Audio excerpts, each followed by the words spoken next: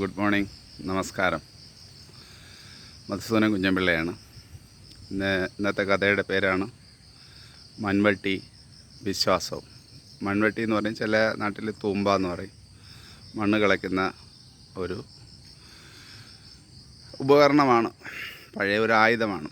അപ്പം നമ്മുടെ കഥ നടക്കുന്നത് ഒരു ഗ്രാമപ്രദേശമാണ്. വളരെ ശാലീന സൗന്ദര്യമായിട്ടുള്ള ഒരു ഗ്രാമം, ഏകദേശം തമിഴ്നാടിനെ അടുപ്പിച്ച്, പക്ഷേ കേരളത്തിലുള്ള ഒരു ഗ്രാമത്തിലാണ്. അവിടെ ഒരു കല്യാണി എന്നുള്ള ഒരു സ്ത്രീ ഉണ്ടായിരുന്നു, ഒരു അമ്മുമ്മ എന്ന് പറയാം. അദ്ദേഹത്തിന് ആ അമ്മുമ്മയ്ക്ക് മക്കളും ചെറുമക്കളുമായിട്ട് എല്ലാം ഒരുപാട് പേരുണ്ട്. അപ്പം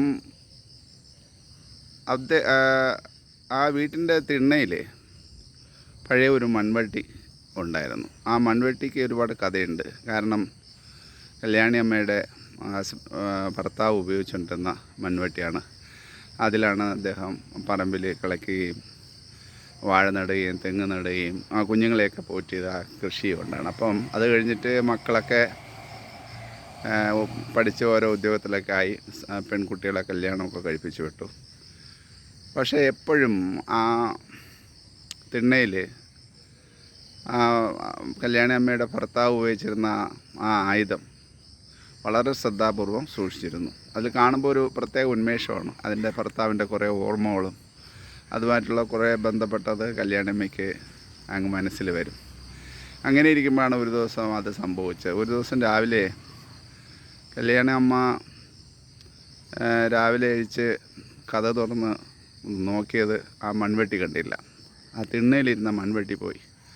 ആപ്പാടെ ഷോക്കായിപ്പോയി. ആ ഒരു ആയുധം പോയതിലല്ല, അതിനകത്തുള്ള കുറേ ഓർമ്മകളും ഭർത്താവിൻ്റെ കൈ പിടിച്ച കൈപ്പാടുള്ള ആ പോളിഷായ തടിയും അവർക്ക് ഭയങ്കര ഇതായി. അപ്പോൾ അവരെന്ത് പറമ്പിലൊക്കെ ഇറങ്ങി നോക്കി, വീട്ടിൻ്റെ 4 വശത്തും നോക്കി, മക്കളെയും ചെറുമക്കളെയൊക്കെ വിളിച്ചുകൊടുത്ത് വിട്ടത് മൺവെട്ടി നോക്കാൻ. അപ്പോൾ ആരെങ്കിലും എന്തെങ്കിലും ആവശ്യത്തിന് രാത്രി എടുത്ത് കാണുമോ, അത് പറമ്പിൽ എവിടെയെങ്കിലും കാണും എന്നുള്ള വിശ്വാസത്തിലാണ് നോക്കി. പക്ഷേ നിരാശയായിരുന്നു ഫലം. ആ മൺവെട്ടി എവിടെ ഇല്ല. അപ്പോൾ അത് മൺവെട്ടി എവിടെ പോയി? അപ്പോൾ മക്കളൊക്കെ അമ്മൂമ്മയെ ആശ്വസിപ്പിച്ച്, അത് സാരമില്ല അമ്മൂമ്മ, അത് പൊയ്ക്കോട്ടെ. പക്ഷെ അവർക്കത് മനസ്സിൽ നിന്ന് പോകുന്നില്ല. ആ വളരെ ശ്രദ്ധാപൂർവം വച്ചിരുന്ന ആ മൺവെട്ടി അങ്ങ് പോയി. അത് പിന്നെ നമ്മളൊരു സാധനം പോയാൽ പലരെയും പറ്റിയൊക്കെ അവരെടുത്ത് കാണും ഇവരെടുത്ത് കാണുമെന്നൊക്കെ അവരെ കൂടെ പെരുമാറുന്ന പലരെ രീതിയിലും പോവും.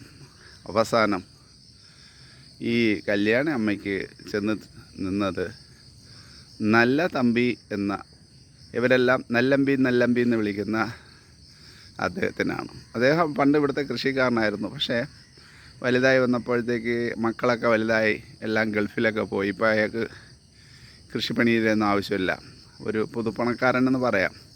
മക്കൾ കഷ്ടപ്പെട്ടുണ്ടാക്കി അച്ഛനെ ഇനി ഈ പണിക്കൊന്നും പോകണ്ടെന്ന് പറഞ്ഞുകൊണ്ട് വീട്ടിലിരിക്കുകയാണ് അച്ഛൻ. അപ്പം നല്ലമ്പി അല്ലാതെ വേറെ വഴിയില്ല. പക്ഷേ നല്ലമ്പിയുടെ അടുത്ത് ചെന്ന് ചോദിക്കാനുള്ള ധൈര്യമില്ല. കാരണം നല്ലമ്പി നല്ല പൊസിഷനിലാണ്. ഇനി ചെന്ന് എൻ്റെ മൺവെട്ടി എടുത്താന്ന് ചോദിക്കാനുള്ള ധൈര്യം പോലുമില്ല. അപ്പോൾ അവരുടെ മക്കളൊക്കെ പറഞ്ഞു, അമ്മ വിട്ടരെ, അതിനെപ്പറ്റി വിഷമിക്കേണ്ട, നമുക്ക് എന്തെങ്കിലുമൊക്കെ ചെയ്യാമെന്നെല്ലാം പറഞ്ഞിട്ട് അവർക്ക് മാറുന്നില്ല. അപ്പോൾ അത് എവിടെ പോയാലും അത് ആരെടുത്തു എന്നുള്ള ഒരു മനസ്സിൽ ഉത്കണ്ഠയായി. അതാരടാ നമ്മുടെ വീട്ടിൻ്റെ മുറ്റത്ത് വന്ന് എടുത്തുകൊണ്ട് പോകാൻ? അങ്ങനെ അവസാനം അവരെ അന്വേഷണം ചെന്നത് നാട്ടിലെ വേലപ്പൻ എന്ന് പറയുന്ന ഒരു സ്വാമി ഉണ്ടായിരുന്നു. കണിയാനെന്ന് പറയാം. അയാൾക്ക് കുറച്ച് കാര്യങ്ങളൊക്കെ അറിയാം. പൊരുത്തം നോക്കും, അതിൽ നോക്കും, എൻ്റെ കവടിയൊക്കെ നിരത്തി നോക്കും. അപ്പം വേലപ്പൻ കണിയാൻ്റെ അടുത്ത് ചെറുമോനെ പറഞ്ഞു വിട്ടപ്പം വർത്തമാനത്തിൻ്റെ ഇടയിൽ നൈസായിട്ട് ചെറുമോൻ്റെ അടുത്ത് തന്നെ ചോദിച്ച്, എന്താ പ്രശ്നം അമ്മച്ചി, എന്തിനാ ഞങ്ങളെ വിളിക്കുന്നതെന്നുള്ള ചോദിച്ചപ്പോഴത്തേക്ക് അത് കാര്യം വേലപ്പൻ മനസ്സിലാക്കി. സാധനം പോയിട്ടുണ്ട്, അതെവിടെയാണ് എന്നുള്ളത് കണ്ടുപിടിക്കാനാണ്. അതങ്ങനെയാണല്ലോ, ഇവർക്ക് പ്രത്യേക കഴിവാണ്. ഈ ജ്യോത്സ്യന്മാർക്കും കണിയാന്മാർക്കൊക്കെ കാര്യങ്ങളൊക്കെ മനസ്സിലാക്കുക, എന്നാലല്ലേ അവർ ബിസിനസ്സൊക്കെ നടക്കുള്ളൂ. അപ്പോൾ ഇതിൻ്റെ അകത്ത് വിശ്വാസം ഭയങ്കരമായിട്ട് കഴിവുള്ള കണിയാന്മാരും ഉണ്ട്, ഇല്ലെന്ന് പറയുന്നില്ല. വിശ്വാസമുള്ളവർക്കുണ്ട്, ഇല്ലാത്തവർക്കില്ല. അവസാനം അദ്ദേഹത്തിനെ വിളിച്ചുകൊണ്ട് പോയപ്പം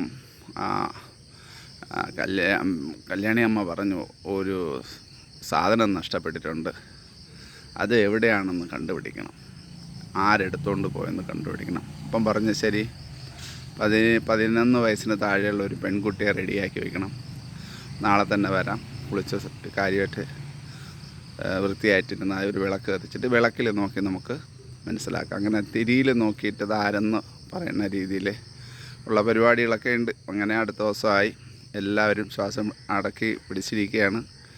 ആരാണ് അത് എടുത്തത്? ഇപ്പോഴും കല്യാണി അമ്മ ഉറച്ചു വിശ്വസിക്കുന്നു നല്ലമ്പിയാണെന്ന്. നല്ല തമ്പി എന്ന് പറയുന്ന നെല്ലമ്പി.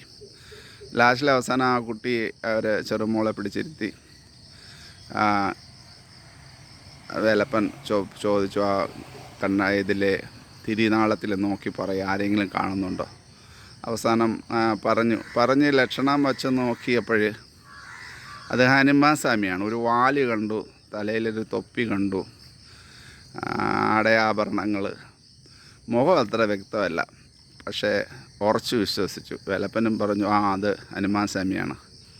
അപ്പോൾ ആ ഹനുമാൻ സ്വാമിയുടെ അടുത്ത് മോൾ ചോദിച്ചു, ഹനുമാൻ സ്വാമിയുടെ അടുത്ത് അതാരാണ് മൺവെട്ടി എടുത്തതെന്ന്. എന്തായാലും ഹനുമാൻ സ്വാമി പറയും. അങ്ങനെ മോള് ചോദിക്കുകയാണ് ഹനുമാൻ സ്വാമിയുടെ അടുത്ത്, അമ്മുമ്മേരെ മൺവെട്ടി ആരാ എടുത്തതെന്ന്. ഹനുമാനും അത് പറഞ്ഞു, നല്ലമ്പി. ഈ ഹനുമാനായ ഭഗവാന് നല്ല തമ്പി എന്ന് പറയാറിഞ്ഞൂടെ, നല്ലമ്പി എന്ന് അദ്ദേഹവും പറഞ്ഞു. അപ്പോൾ മോള് പറഞ്ഞു, ഹനുമാൻ സ്വാമി നല്ലമ്പി എന്നാണ് പറഞ്ഞു. അപ്പം അമ്മുമ്മയ്ക്ക് മനസ്സിലായി നല്ലമ്പിയാണ് എടുത്തതെന്ന്. പക്ഷേ ചെറുമക്കളായിട്ടുള്ള ഇപ്പോഴുള്ള പഠിപ്പും കാര്യമൊക്കെ ഉള്ള പിള്ളേർക്ക് വിശ്വസിക്കാൻ പറ്റിയില്ല. അവർ അമ്മുമ്മേരെ വിശ്വാസത്തിനെ തകർത്തില്ലെങ്കിലും ഉള്ളിൽ ചിരി ഉണർത്തി. അങ്ങനെ നല്ലമ്പിയാണെന്ന് തീരുമാനിച്ച് അമ്മുമ്മയ്ക്ക് ചാരിതാർത്ഥ്യമായി. അത് ചോദിക്കാനും പറയാനൊന്നും പോയില്ല, അത് പിന്നെ പ്രശ്നമാവും. ശരി, നമുക്ക് വീണ്ടും കാണാം വേറൊരു കഥയുമായിട്ട്. മധുസൂദനൻ കുഞ്ഞമ്പിള്ള.